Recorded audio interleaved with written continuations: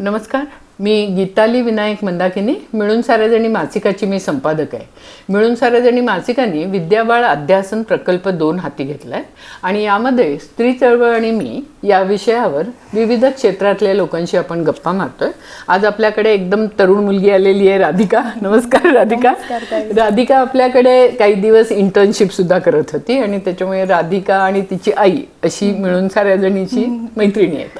तर राधिका, तू मला सांग की तुझं स्त्री चळवळी बरोबरचं नातं काय? स्त्री चळवळ तुझ्या आयुष्यात प्रथम कधी आली का आलीच नाही? तसं बघायला गेलं तर स्त्री चळवळ म्हणतात, चळवळ अशी आयुष्यात आली नाही लगेच. पहिले स्त्री कळली आणि मग प्रॉब्लेम्स कळले आणि मग नंतर कळत गेलं की अच्छा चळवळ आहे त्याच्यासाठी असं म्हणून. त्यामुळे सगळ्यात पहिले तर प्रश्नच कळले की जेव्हा लहानपणापासून असं बसायचं, हे करायचं नाही आणि मग मुलांची कंपॅरिझन, मुलगी आहे म्हणून अशा गोष्टी करायच्या नाहीत किंवा करायच्या, इथून प्रश्न कळायला लागले. आणि मग जेव्हा ती नॅचरल क्युरिओसिटी असते लहान मुलांची की का म्हणजे काही लॉजिकल कारण जोपर्यंत देत नाही तुम्ही मला की असं का नाही करायचं, तोपर्यंत मग ते लावून धरायचं की हा सांगाच आणि जोपर्यंत मग ते म्हणत नाही कारण तू मुलगी आहेस मग तिथे अडणार. मग जसं तोपर्यंत लहानपणीपर्यंत होतं की हा ठीक आहे मुलगी आहे म्हणून. मग एकदा 7वी 8वी पर्यंत आल्यानंतर मग कळलं की काही म्हणजे हे लॉजिकल कारण नाही झालं की आपण ह्याला लॉजिक समजा म्हणत होतो की मुलगी आहे म्हणून असं करायचं, तर मग ते लॉजिक नाही झालं. तर तिथून प्रश्न कळले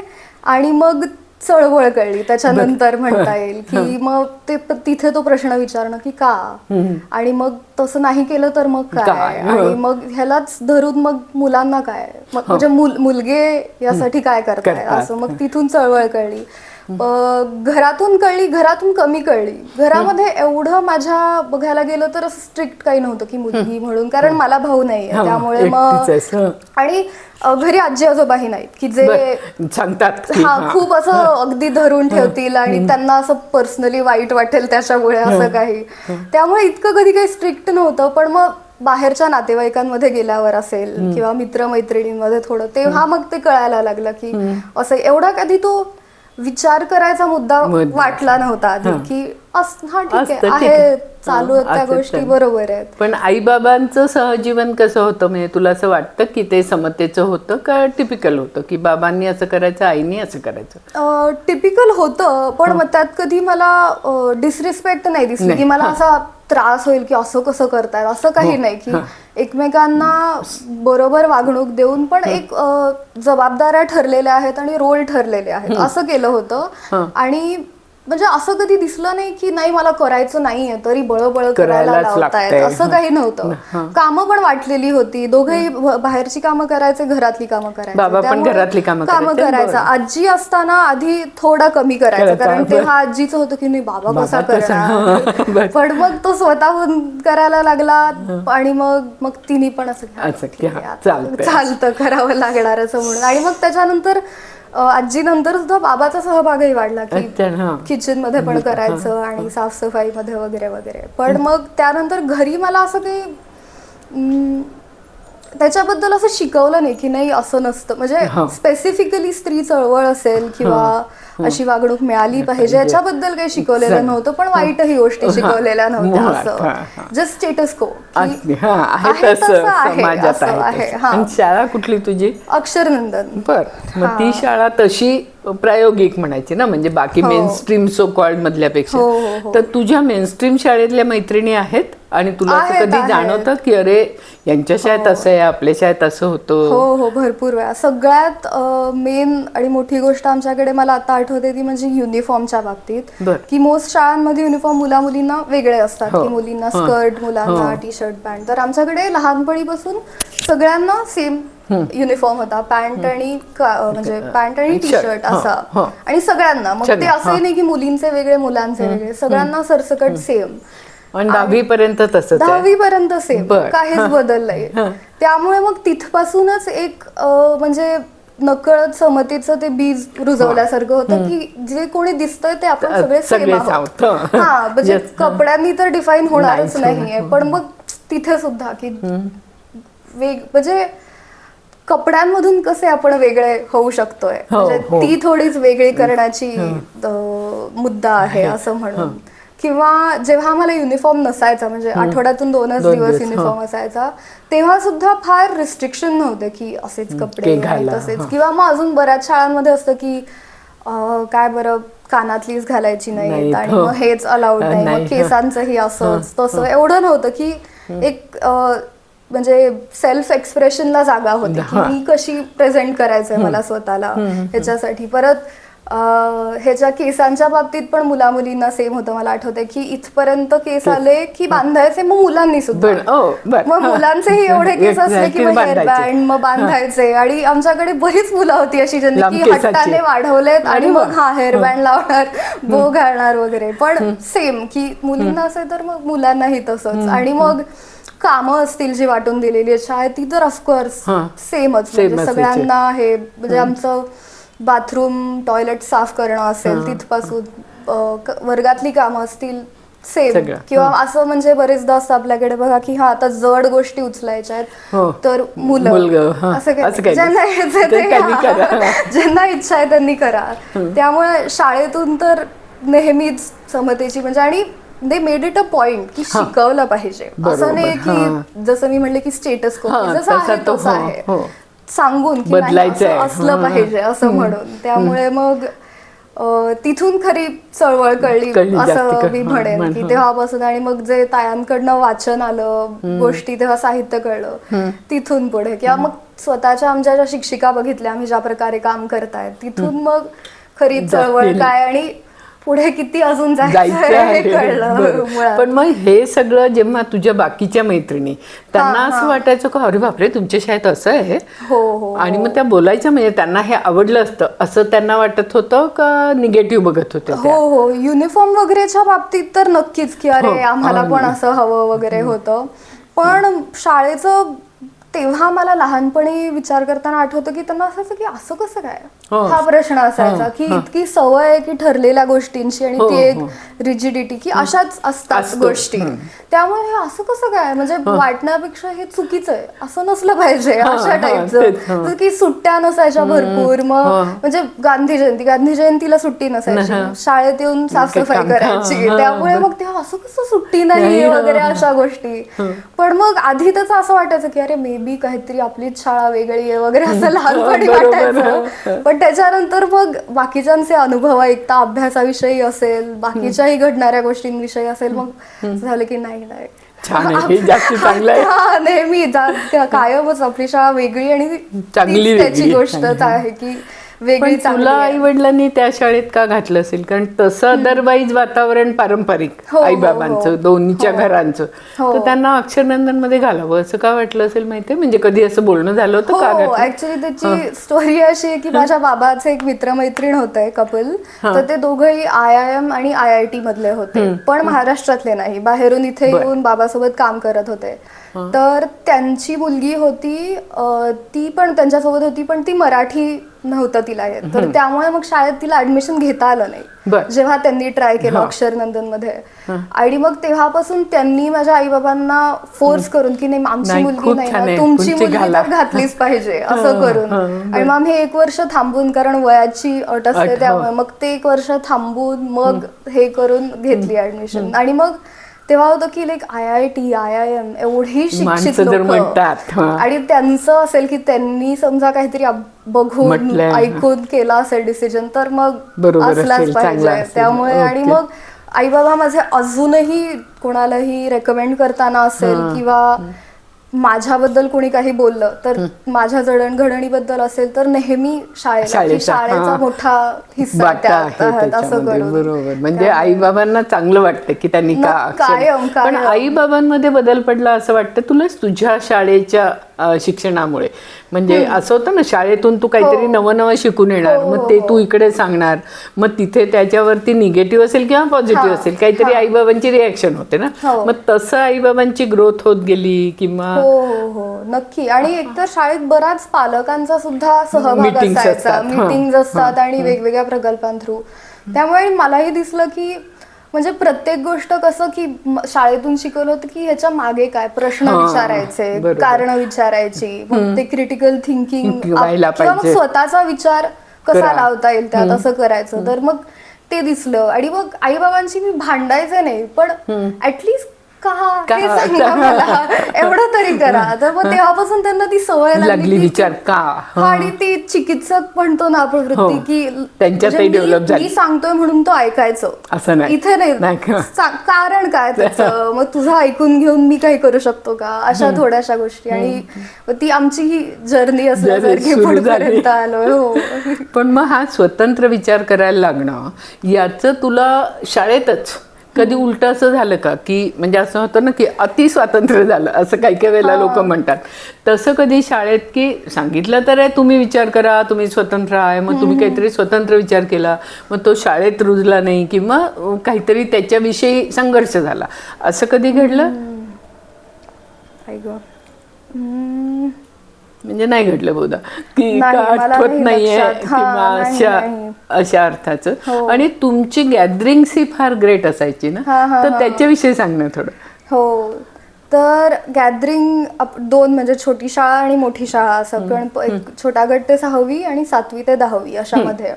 तर दोन्ही शाळांच्या गॅदरिंग्समध्ये मोठा मुद्दा की विषयाला धरून करायचो, की एक विषय निवडणार बरं. आणि मग त्यावर धरून साहित्य शोधून गाणी, डान्स सगळं असेल त्याला एकत्र गुंफून मग काहीतरी बनवणार. तुला आठवतं विषय कुठला एखादा? हो, आमच्या भाषा विषय झाला होता, परत पुस्तकं होता, वाङ्मय होतं, बरं. परत मी शाळेत असताना माती झाला, पहाट, अरे वा. अजून बरं हिंदी भाषा वगैरे.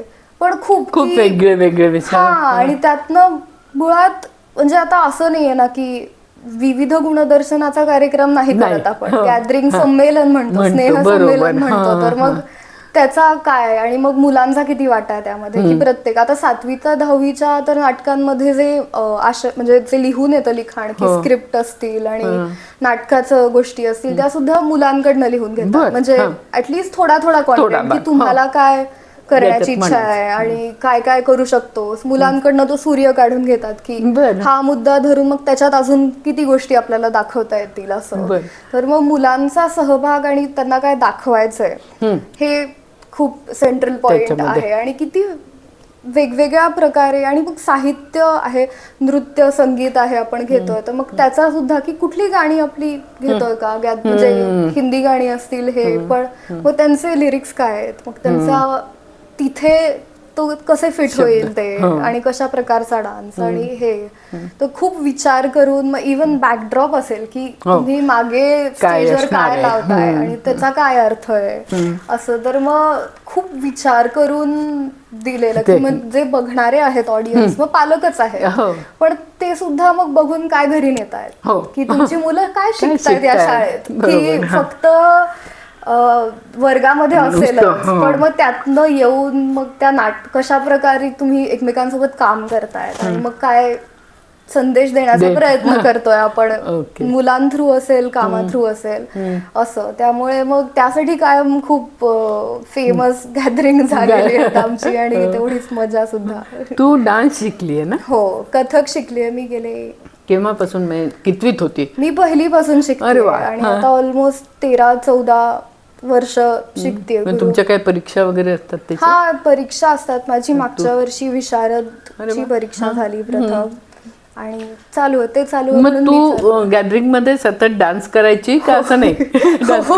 मग ते कशा प्रकारचे डान्स असायचे, म्हणजे वेगळ्या पारंपरिक कथक पेक्षा काही वेगळं नॅरेटिव्ह त्याच्यात असायचं का? शाळेत कथक वगैरे असं काही नसायचं बरेचदा असं, म्हणजे मला तरी आठवतंय त्यामध्ये कधीतरी 1-2 वर्ष असं झालं की ठरवून तसं. पण कसं होतं, जेव्हा क्लासिकल डान्स आपण किंवा असं म्युझिक घेतलं, संगीत तरी, तर मग त्याचं ते एक्सक्लुजन होतं की ज्यांना येतं आणि मग ज्यांना येतो ते चांगले करणारे, मग ज्यांना येत नाही मग त्यांना व्हायला पाहिजे. हा, तर मग तो थॉट नको म्हणून मग सगळ्यांना जे करता येईल अशा प्रकारचं काहीतरी करणार भर होता. त्यामुळे खूप वेगवेगळ्या प्रकारचे डान्स केले मग म्हणजे तू काही ह्याच्यामध्ये- कोरिओग्राफी वगैरे करायची त्याची का नाही शाळेत हा. असताना मी नाही, तेव्हा मोठ्या ताया यायच्या. हा, पण आता मी पास आउट झाली तर आता मी आता तू जाते, हा, करायला हा. मदत म्हणून, तेवढंच शाळेला काहीतरी मदत म्हणून. आणि कनेक्शन राहतं शाळेबरोबर. आणि परत मुलांशी इंटरॅक्ट करता येतं, बघत राहता येतं की कसं चालू आहे शाळेमध्ये असून बरोबर, गोष्टी, बरोबर. त्यामुळे म्हणजे अजून शाळेशी अटॅचमेंट खूप राहिली, खूप राहिली. नाच जेव्हा तू शिकायला लागली ना कथ्थक, म्हणजे आपल्याकडे थोडंसं असं आहे ना की पुरुष नाही नाचत, हो म्हणजे बायकांचं ते एक फेमिनाईन असल्यासारखं कुठतरी. तर आता ते काही बदलते असं वाटतंय? थोड्या प्रमाणात, म्हणजे ऍक्च्युली बऱ्याच प्रमाणात आय वुड से. कारण की असंही आहे की जे खूप मोठे मोठे आपल्याकडे भारतात सुद्धा आर्टिस्ट आहेत ते खूप मेल आहेत, म्हणजे कथक मध्ये प्रॉमिनंटली असतील ते. तर आणि त्यांच्या घरची मज्जा अशी आहे की मग त्यांच्या घरातल्या स्त्रियांना डान्स करायला अलाउड नाहीये. ओहो, हा, म्हणजे राजेंद्र गंगा आणि गुरुजी जे आहेत दिल्लीचे जयपूर घराण्याचे, तर त्यांच्या घरातले पुरुषच फक्त करतात, म्हणजे घरातले. आणि मग ज्या बायका आहेत त्या अगदी की घुंगट घेऊन आणि किचनमध्ये वगैरे वगैरे एवढं आहे. तर तिथं अगदीच उलट आहे. आणि आपल्याकडे तर आता म्हणजे हे आहे की फक्त स्त्रियांनी करायचं वगैरे वगैरे, पण आता ते कमी झालंय. अजून आपल्याला पुण्यात सुद्धा खूप प्रायोगिक बघायला मिळतं की जे करणारे आहेत कमी आहेत, पण ते मिळून काही कार्यक्रम करण्याचा प्रयत्न करतायत की मेल डान्सर्सला ऑडियन्स आणि स्टेज मिळावं. पण सध्या त्यामुळे चांगलं आहे की असं बंदिस्त त्याला हे नाहीये. पण आय थिंक अजून चांगलं होऊ शकतं, कारण की कुणासाठी कसा डान्स, म्हणजे जो आतापर्यंत केलेला होता तो मुलींसाठीचा डान्स होता असं आपण समजा म्हणलो, हा, तर मग मुलांसाठीचा डान्स तोच असेल का, असे मग वेगळा असेल तर मग तिथे मग आपण ती जी फेमिनिनिटी आणि मॅस्क्युलिनिटी म्हणतो, तर मग ती कुठे ती रेष ओढायची. त्यामुळे सुद्धा तो खूप स्टिग्मा आहे ना की जे मुलं नाचतात त्यांना बायलं म्हणलं जातं की ते तसा स्वभाव होतो त्यांचा वगैरे. तर मग आपण तिथे परत थोडं रिथिंक करू शकतो का की वेगळ्या प्रकारे शिकवणं असेल, वेगळा कॉन्टेंट शिकवणं असेल मे बी. तर मग मे बी तिथे अजून विचार केला तर चांगला घडू शकतं अजून असं. आणि माझे स्वतःचे गुरु पुरुष होते, त्यामुळे मग मला कायमच म्हणजे आमच्या त्यामुळे क्लासमध्ये भरपूर मुलं होती. माझे सिनियर जे बरेच दादा लोक आहेत ते होते, त्यामुळे मला असं कधी की असं नाही जाणवलं, बघायला नाही मिळालं. नंतर बाहेर पडल्यानंतर थोडं कळलं की तसं आहे म्हणून. तू कथ्थक का निवडलं, म्हणजे भरतनाट्यम आणि का असं नाही काहीतरी क्लास केलं त्यामुळे असं होतं की नाचायचं तुला, जो क्लास सगळ्यात जवळ आहे घराच्या. आणि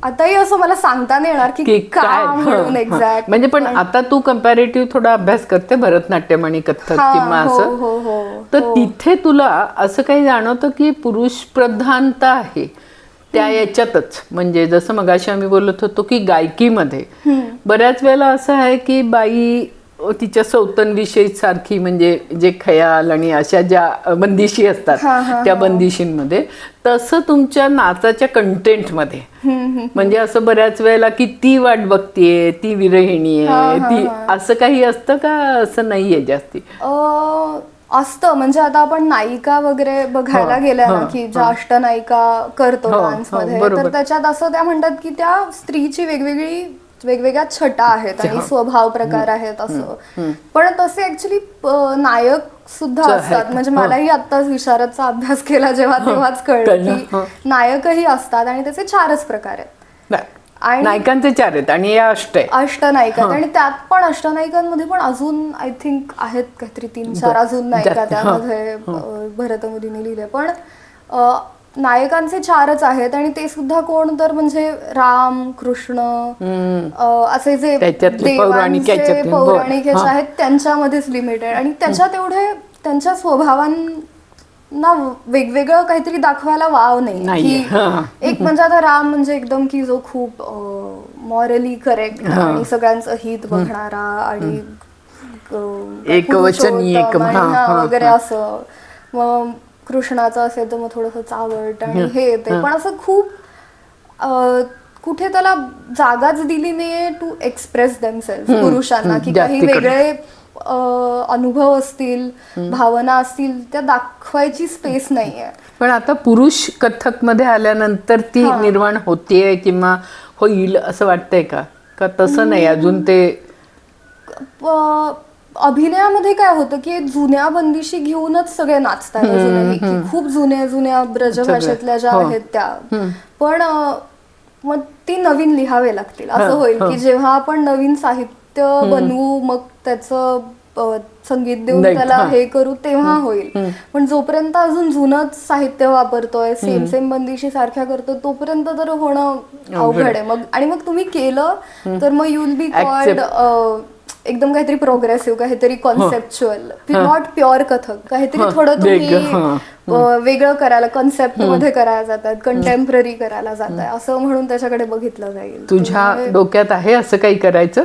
म्हणजे पुरुषांसाठी असा मी विचार केला नव्हता. पुरुषांसाठी नाही, म्हणजे तो इथून पुढे कर तू, पण हो नक्की तुझ्यासाठी म्हणून तुला असं कधी वाटलं की सारखं हेच काय नाचायचंय, आपण काहीतरी लिहायला पाहिजे? हो कायम आणि आता मोठं झाल्यावर जास्ती. आणि ते कसं म्हणजे ते खूप रिजिडिटीने बघितलं जातं मुळात क्लासिकल संगीताकडे, म्हणजे कुठलंही असो, वादन, नृत्य, गायन, काही. तर मग ते थोडंसं आपल्याला कंटेम्पररी कसं करता येईल, समकालीन, की मी हे नेहमी म्हणजे मला त्याचा असा विचार करायला आवडतो की जे ती आपण क्लासिकल म्हणलं की त्याची एक चौकट आहे की ह्याच्या आतच हेच रूल्स आहेत आणि असंच केलं पाहिजे. तर मग ठीक आहे, ती चौकट आखून दिली आहे, तर त्यात आपल्याला अजून आत किती जाता येईल, म्हणजे ठीक आहे बाहेर नाही जाता येणार, तर मग डेप्थ किती बघता येईल आपल्याला. मग तीच तर मग तो चॅलेंज आहे की तिथे किती क्रिएटिव्हिटी दाखवता येईल, असं म्हणून मी त्याच्याकडे बघते की ठीक आहे चौकट, पण आत जायचं.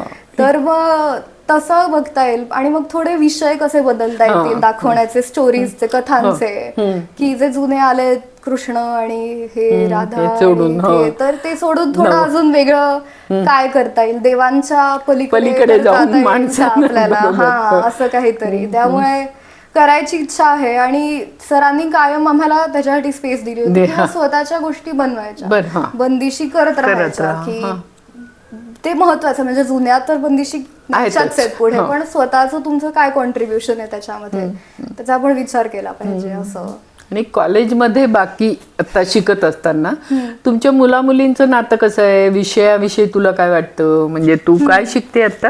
मी लॉ शिकते, 5 इयर इंटिग्रेटेड करते, BA LLB, आणि आता माझं 3रं वर्ष चालू होईल. कशा करता लॉ घेतलं का?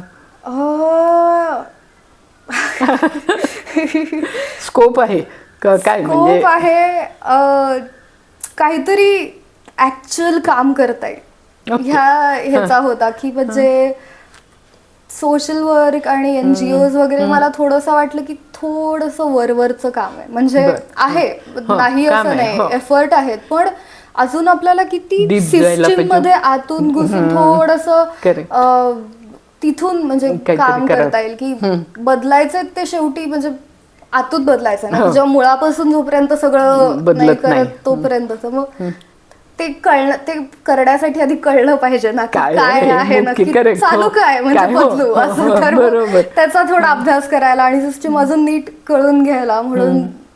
पण मग ही कळून घेण्याच्या प्रोसेसमध्ये तुझ्या असं लक्षात येतंय की हे फार पेट्रियार्कल आहे? हो, आणि नक्की. आणि असं म्हणजे तुला शिकत असताना असं कुठल्या तरी पॉइंटला वाटलं की हे म्हणजे टू मच आहे? म्हणजे आपण कुठेतरी म्हणतो की आपल्याला माहिती आहे पेट्रियार्कल आहे, पुरुष प्रधान आहे, सगळं आहे, ते बदलायचा प्रयत्न चाललाय वगैरे, पण कुठलं तरी उदाहरण म्हणजे आयदर केस तुम्ही शिकत असताना किंवा एखादा लॉ असताना किंवा त्या लॉची हिस्ट्री बघत असताना असं कधी लक्ष, अरे बापरे हे म्हणजे फारच झालं, म्हणजे हे खूप होत आहे आणि नाहीच असलं पाहिजे, म्हणजे अशा अर्थाचं जे असतं, असं कधी तुझा पॉइंट लक्षात आला? ऍक्च्युली मला थोडंसं उलट ह्याचा विचार करायला आवडतो. म्हणजे जेव्हा मी कायदा शिकतेय किंवा संविधान शिकतेय तेव्हा असं मला झालं की खूप खूप प्रयत्न केलेला आहे समता निर्माण करण्याचा. म्हणजे तिथून की ऑलरेडी करताना जेव्हा बनवल्या आहेत गोष्टी तेव्हा खूप प्रयत्न केलाय, पण ते खालपर्यंत येत नाहीये की लिहून ठेवलंय पण ते कोण करतंय असं की मग आता तर सध्या ते खूप टोन असतो की काय म्हणजे फारच तुम्हाला आता हक्क मिळालेत म्हणजे नुसते राईट्स नाही तर आता प्रिव्हिलेज की तुम्हाला एक्स्ट्रा का गोष्टी हव्या आहेत वगैरे आता बास झालं की आणि त्यामुळे त्याच्यावर तर कॉन्व्हर्सेशन पण करणं चुकीचं आहे म्हणजे काय शिकू. मुलं जी तुझ्या बरोबर आहेत त्यांचं कसं दिसतंय ग एकूण तुला सायकी की म्हणजे त्यांना काहीतरी सेन्सिटिव्हिटी आहे का की पेट्रियार्की आहे आणि हे बरोबर नाही आणि त्याचे आपण पण वाहक आहोत वगैरे अशा अर्थाचं काही विचार करतायत त्याविषयी काही बोलतायत मुलगे विशेषतः आणि मुलींचं तर म्हणजे ते बोलूच आपण पण आधी मुळात मुलग्यांना असं वाटतं का? हो मुलं सजग आहे मी म्हणेन की आता त्यांना कळलंय की असं नसतं वागवायचं आणि म्हणजे आपण समान आहोत आणि त्या प्रकारे वागवलं पाहिजे म्हणजे इन प्रिन्सिपल अगदी पटलेलं आहे फक्त त्यांना आणि प्रॅक्टिस मध्ये काय होतं आणि प्रॅक्टिस मध्ये करतायत प्रयत्न नाही असं नाही पण मला असं दिसतं ना की एकदा आता कुणी असं खूप फिअरसली फेमिनिस्ट असलं की नाही खूप असं तावाने आणि असं करून कोणी आलं की मग त्यांना त्याचा त्रास होतो की असं काय तुम्हाला आम्ही आता नीट वागवतोय ना म्हणजे तुमचा एक्स्ट्रा काय असं एक्स्ट्रा काय एवढं काय चिडायचंय असं लगेच हे तर खूप असतं की एवढं तर बोललंय एवढं काय चिडायचंय. तर त्यामुळे जेव्हा कुणी म्हणजे असं ती स्ट्रॉंग कॅरेक्टर असेल ना तर तेव्हा ते अजून त्यांना रुजत नाही की नाही हे बोलू शकतात आणि अशा हे नाही की त्या रागाने बोलू शकतात. आणि सध्या मुलींमध्ये आता मी माझ्या सर्कलमध्ये बघायला गेलं तर असं खूप म्हणजे एका प्रकारे थोडं सार्कॅस्टिक सुद्धा ह्याच्यात आहे की नाही वी हेट ऑल मेन की कोणीच आवडत नाही असं पण ते थोडं मजेमध्ये आहे थोडंफार पण तशा प्रकारचे जोक आणि असं वगैरे पण ते ऐकलं की मग लगेच ऑफेंड होता की असं कसं काय मी सगळ्यांसारखं थोडेच आणि हे तुम्ही असं कसं बोलता वगैरे असं ते लगेच ऑफेंड होतात. पण मग त्यामुळे त्यांना मग असं मी खूप बघितलं की मग तू त्या फेमिनिस्ट टाईपची होय लगेच भांडायला लगेच काहीतरी स्ट्रॉंगली रिॲक्ट करणार आणि प्रत्येक गोष्टी स्ट्रॉंग ओपिनियन्स असणार आणि मग ते त्यांना त्याचा जोक बनवायला आवडतो जो इंस्टाग्राम म्हणजे सोशल मीडियावर पण आपल्याला दिसतो की कसं ह्यांना लगेच त्रास होतो कुठल्याही छोट्याशा गोष्टीचा असा वगैरे. आणि मग ती त्याच्यात पण आयरनी आहे की तुम्ही म्हणता मुली सेन्सिटिव्ह आहेत आणि मग वाईट गोष्टींवर त्यांनी रिॲक्ट केलं की तुम्हाला चालत नाही कसं एवढं सेन्सिटिव्ह तुम्हीच तर बोलला होता सेन्सिटिव्ह आहे म्हणून. त्यामुळे पण थोडंफार त्याचं काय म्हणजे असं नाहीये की ते काही खूप फार ट्रेडिशनल आहेत ट्रेडिशनल नाही आहेत पण जेव्हा त्यांच्या व्याख्येत बसत नाहीत ना मुली की तेव्हा त्यांना म्हणजे इतकं चालतंय पण याच्या पुढे फार एक्स्ट्रा नाही असं स्ट्रॉंग हेडेड आणि असं कोणी आलं की लगेच त्यांना की नाही असं कसं एकदम साधं सुधं ठीक आहे एवढं ओपिनियन्स आहेत वगैरे पण एकदम फिअरस झालं त्याबद्दल किंवा ते लगेच त्यांना असं की नाही असं कसं काय असं म्हणून अंगावर येतं. समाज माध्यमात तू किती ऍक्टिव्ह आहेस आणि त्याविषयी तुला काय वाटतं? म्हणजे मी आहे पण मी काही खूप वाहवत जात नाही त्याच्याबरोबर वाहवत जाते ऍक्टिव्ह म्हणजे माझ्या बघत असते मी स्वतः माझं मी खूप भाष्य करत नाही त्यावर पण बघणं असतं माझं म्हणजे मी वाचत असते आणि बघत असते त्यामध्ये. मुलं मुली दोघंही तसेच ऍक्टिव्ह आहेत आणि त्याच भाषेत बोलतात असं वाटतं का? म्हणजे एकूण ट्रोलिंग म्हण किंवा असं जे आहे म्हणजे मगाची मी म्हटलं तसं की टीझिंग असं पूर्वी रस्त्यावर असायचं तसं आता या माध्यमातून मुलींना पर्टिक्युलरली असं होताना दिसतं का? असं काही नाही मुली पण मुलांना करतात? नाही जास्ती मुलींनाच कायमच. आणि इथे सगळ्यात मोठा त्यांचा म्हणजे फायदा असा असतो की कळत नाही कोण करतंय. आयडेंटिटी जस्ट तुम्ही कुठल्या तरी रॅन्डम नावाने येऊन एक कमेंट करून घेतला तर मग कसंच कळणार ना. पण माणूस तेवढाच हर्ट होतोय ते वाचून जस्ट कळत नाहीये कोण बोलतंय आणि मग ते एवढ्या मोठ्या संख्येने करत असल्यावर तर मग इन्सिक्युरिटी आणि खूप आणि सोशल मीडियामुळे आय थिंक खूपच मुलींची जी सेल्फ इमेज आहे ना ती खूप क्रिटिक म्हणजे स्वतःलाच क्रिटिसाइज करायची असं झाले की प्रत्येक छोटी छोटी कोणतरी गोष्ट नावं लेन्स ठेवणार मग. घालून घालायची की नाही मी हे करू शकते का का नाही, post? मग हे कोणीतरी काहीतरी म्हणेल, मग माझ्या या गोष्टीवरनं मला असं बोलतील. बर. त्यामुळे मग खूप छोट्या छोट्या ह्याच्यावरनं पण ऍट द सेम टाइम खूप छान म्हणजे मुलींसाठी बनवलेल्या स्पेसेस पण आहेत चांगल्या की जिथे म्हणजे विमेन्स कम्युनिटीज सेंटर्ड आहे की त्या प्रकारे भाषण होत आहे आणि बोलणे आहेत आणि अवेअरनेस चालू आहे. म्हणजे सिस्टरहुड चांगली तिथे छान आहे आणि आय थिंक सध्या खूप स्ट्रॉंग सुद्धा आहे की त्याबद्दल खूप बोललं जात आहे की कसं म्हणजे फिमेल फ्रेंडशिप्स तुम्हाला जपल्या पाहिजे आणि त्यांचं महत्व कसं आहे आणि मग तुमचे जे वेगळे रोमॅन्टिक रिलेशनशिप्स असतील ते सोडून सुद्धा त्यांना कसं महत्व आहे वगैरे अशा गोष्टींवर चर्चा आहे. आणि म्हणजे कसं सगळ्याच गोष्टींबद्दल खूप चर्चा आहे त्यामुळे ते लोक जरा ते येडी व्हायची वेळ आली आहे की नक्की काय वाचायचंय, कशावर विश्वास ठेवायचा आहे. खूप इन्फॉर्मेशन आहे आणि सगळ्या प्रकारची. आणि म्हणजे असं म्हणतात ना की खूप व्हरायटी असली की कन्फ्युजन सुद्धा होतं. बरोबर. तशा प्रकारचं कन्फ्युजन एक तुमच्या जनरेशन मध्ये होण्याची शक्यता जास्ती दिसते. आणि या सगळ्या याच्यामध्ये आता तू स्वतः एकूण पुढे सहजीवन लग्न असा काही विचार केलाय का? आता नकोच तो विचार असं झालंय? नकोच म्हणलेलं बरं आहे. आणि आय थिंक ती एक म्हणजे खूप लवकर आहे. मी तर 21 वर्षाची तर मला वाटतं त्याचा विचार करणं ही अजून खूप लवकर झाला. अजून माझ्यातच मला वाटत नाही तेवढी मॅच्युरिटी आहे की माणसांना काहीतरी कळेल, सामावून घ्यायचंय आणि तशा प्रकारची नाती जुळवायची. त्यामुळे माझं याच्याबद्दल म्हणणं आहे की थोडा त्याला वेळ दिला पाहिजे की 30 नंतरच मला वाटतं अजून खूप वर्ष त्या गोष्टीबद्दल विचार करायला आणि तसे तेवढे चांगल्यापेक्षा स्ट्रॉंग तेवढे तुमचे ओपिनियन्स व्हायला की तुम्हाला काय हवंय आयुष्यात, मला माझ्या आजूबाजूला काय हवंय, कशा प्रकारची माणसं हवी आहेत, मग ती निवड करून पोहोचायला थोडा वेळ लागणार. त्यामुळे इतक्यात घाईघाईत करायची ही दक्षिण नाही. ट्रायल एरर आहे ते तर आहे. फ्रेंडशिप ब्रेकअप हे सगळं चालूच आहे पण मग तो it's part of the experience ना शेवटी. त्यामुळे पण असा काही अगदी मोठा डिसिजन घ्यायचा की आयुष्य आणि हे तर वेळ इतक्यात काही नाही. एकूण तुझं विवाह संस्थेविषयी म्हणून काय मत आहे? तसं बघायला गेलं तर मला तर फारसं पटतच नाही म्हणजे अजिबातच जास्त लोकांची म्हणजे मुळात तेच मी विचारते की सेड अनसेड जी नाती दिसतात नवरा बायकोंमध्ये ती बघून एकूण तुला किंवा सासू सासरे असतील एकूण सगळं जे कुटुंब आपलं आज तरी विवाह संस्थेवरती अवलंबून आहे म्हणजे पाया तो आहे.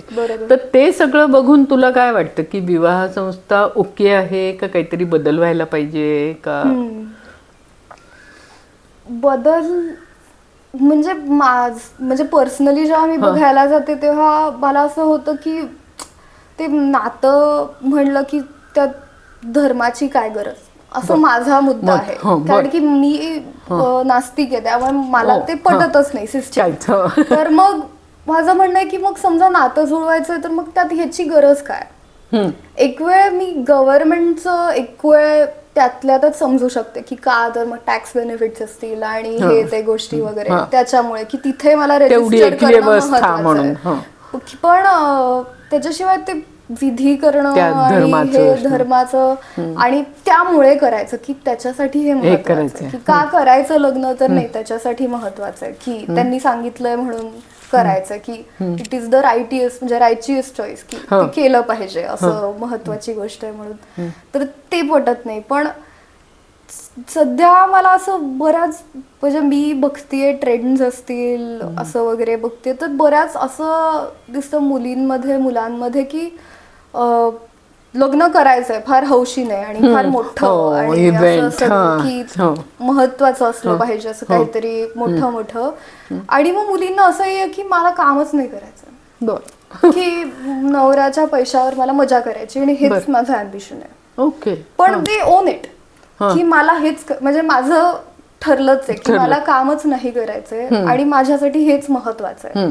आणि मग ठीक आहे यू आर ओनिंग इट तर ठीक आहे, पण तरी मग तो मला वाटतं की तिथे सुद्धा प्रॉब्लेम आहे, की समजा तुम्हाला वाटत असेल की मला इच्छा नाहीये काम करायची, तर मग का तो नाही? प्रश्न तिथे नाही येत की म्हणजे श्रीमंत नवरा पाहिजे, इथे ते संपत नाही, की बरोबर. मग तुमचं मग शिक्षणाशी तुमचं काय नातं होतं, आई बाबांशी काय होतं, इथून ते चालू होतं. आणि म्हणजे मुलगी म्हणून मला हे म्हणणं असं खूप अजून हर्ट होतं मला की का असं करतायत. बरोबर. आपण इथे आलोय, खूप कष्टाने इथपर्यंत आलोय, आणि आपण जे तुम्ही म्हणला की रिग्रेशन, की परत मागे चाललोय का आपण, तर ते अशा थोड्याशा गोष्टींमधनं दिसून येतं की जेव्हा थोडं किंवा मग थोडं अजून कन्झर्वेटिव्ह विचारांकडे परत वळायचंय, की म्हणजे अजून देव आणि मंदिरं आणि असं वगैरे.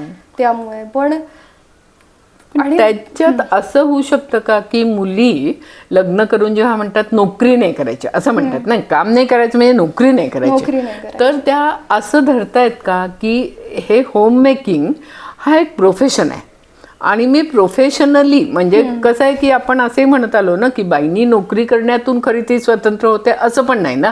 म्हणजे काही काही वेळेला आजच्या व्यवस्थेत तर डबल गुलाम होते, म्हणजे सुपर वुमन सिंड्रोम विषयी सुद्धा आपण बोलतो.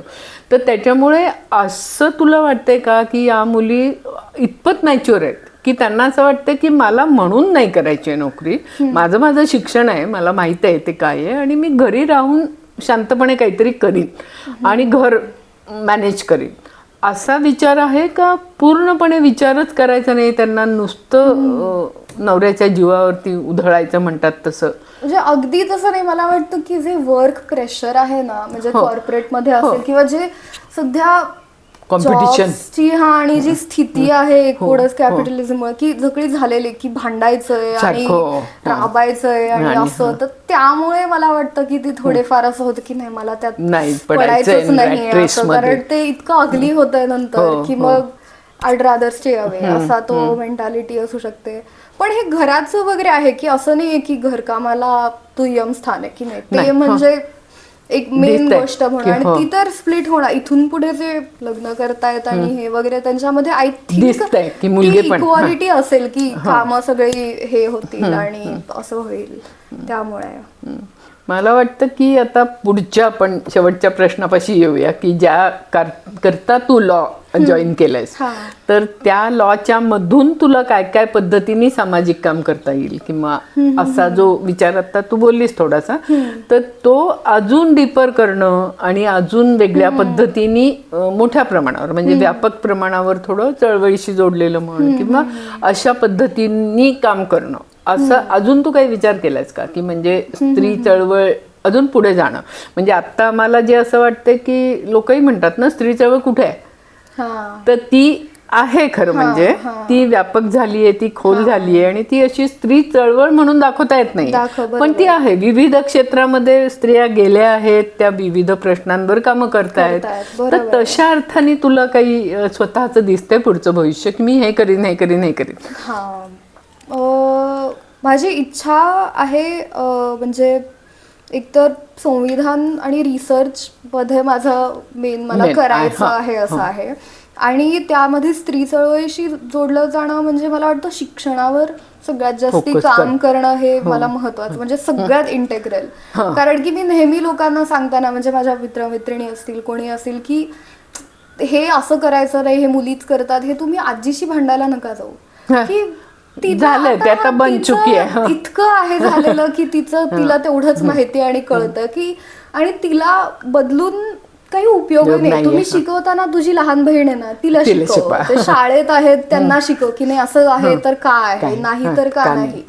तर मग त्यामुळे जितक्या लहानपणीपासून आपल्याला काम करता येईल आणि शिक्षणात आणि आपल्या करिक्युलम्स मध्ये असेल अभ्यासक्रमांमध्ये की कशा, म्हणजे समता म्हणजे कुठल्या लेवलवर आणि कशा प्रकारे समता असेल, डायव्हर्सिटी असेल की विविधता, तर मग या गोष्टी जितक्या आपल्याला वर्गात आणता येतील, शाळांमध्ये आणता येतील आणि लहान वयात, खूप लहान वयात, त्याची खूप गरज आहे. की मग तिथूनच तुमचं ब्रेन तसं वायर झालं पाहिजे की नाही असं बघायचंच नाही, असंच असलं पाहिजे अशाकडून. मग तिथून तो मग खरा बदल, कारण की लहान मुलांमध्येच ते शक्य हो, आहे. कॅच देम यंग म्हणतो आपण तसं की एक्झॅक्टली. कारण इथून म्हणजे आपणही बघतोय की आपल्याला सुद्धा या सिस्टीम नॅव्हिगेट करताना किती प्रॉब्लेम्स होतो, चेंजेस किती अवघड, किंवा आपण जे म्हणतो की मला माझ्यामध्ये गोष्टी बदलायच्या, की इव्हन मी अजून पेट्रिआर्कल लेन्स मधनं गोष्टींकडे बघते, तर ते अनलर्निंग जे करायचंय त्याला किती अवघड आहे. आणि ते किती अवघड असतं, म्हणजे learning is easier than unlearning. Exactly. आणि स्वतःमध्ये करतात, बाकीच्यांना तर करायचंच आहे पण स्वतःमध्येही. तर मग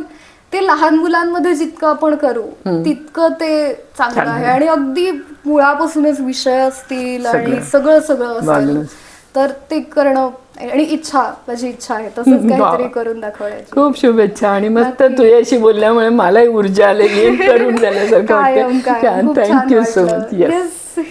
आमचा हा व्हिडिओ तुम्हाला आवडला असेल तर लाईक करा, शेअर करा आणि मिळून साऱ्या जणीचं यूट्यूब चॅनल सबस्क्राईब करा. धन्यवाद.